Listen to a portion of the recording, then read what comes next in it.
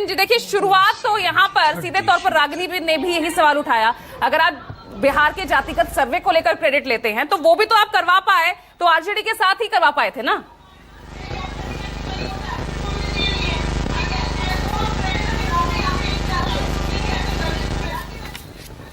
जी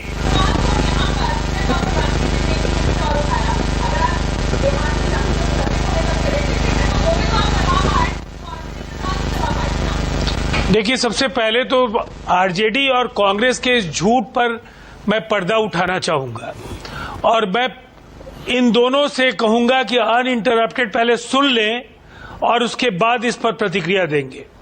इसलिए कि इस पैनल में बिहार को बहुत करीब से देखने वाले सुकेश रंजन जी भी यहां बैठे हैं। मैं जातीय सर्वे को लेकर के कुछ प्रामाणिक जानकारियां पहले दे देता हूं। इसका फैसला एनडीए की सरकार ने लिया, तत्कालीन सरकार ने लिया। नीतीश कुमार जी की अगुवाई में फैसला लेने के बाद विधानमंडल के दोनों ही सदनों में एनडीए की ही सरकार थी जिस समय इसको सभी दलों ने सर्वसम्मति से पारित किया। उसके बाद प्रधानमंत्री नरेंद्र मोदी जी से जिस समय शिष्टमंडल मिलने गया, उस समय भी बिहार के मुख्यमंत्री नीतीश कुमार जी एनडीए की सरकार के अगुवाई कर रहे थे।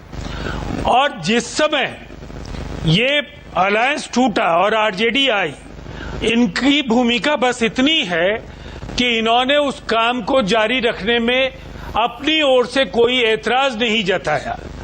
और जब ये अलायंस फिर से एनडीए के साथ हुआ, उन आंकड़ों के आधार पर दो बड़े फैसले एनडीए की सरकार फिर से बन गई थी।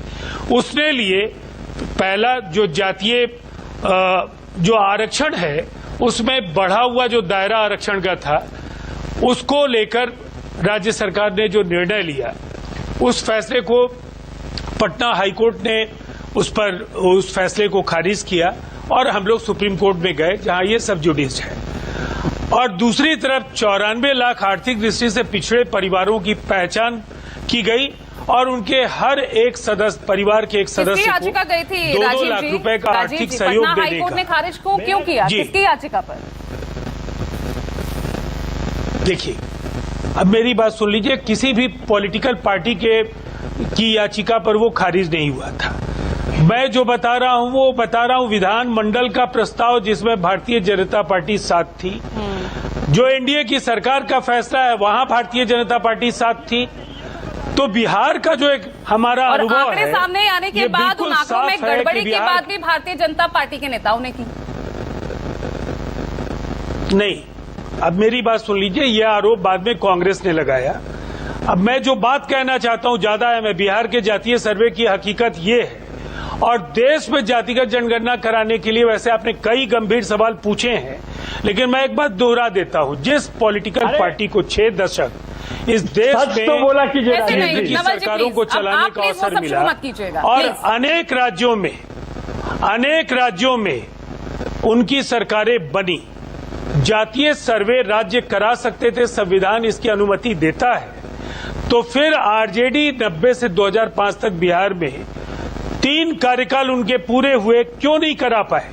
और कांग्रेस 6 दशक तक देश में क्यों नहीं करा पाई? कराने का फैसला तो अंततः नरेंद्र मोदी जी ने ही लिया। अब बीच के बयानों को, चाहे वो कांग्रेस ने क्या कहा, भारतीय जनता पार्टी ने क्या कहा, बिहार की सत्ता लेकिन पर इतिहास टाइम तो आपको भी बिहार की जनता ने कम नहीं दिया है।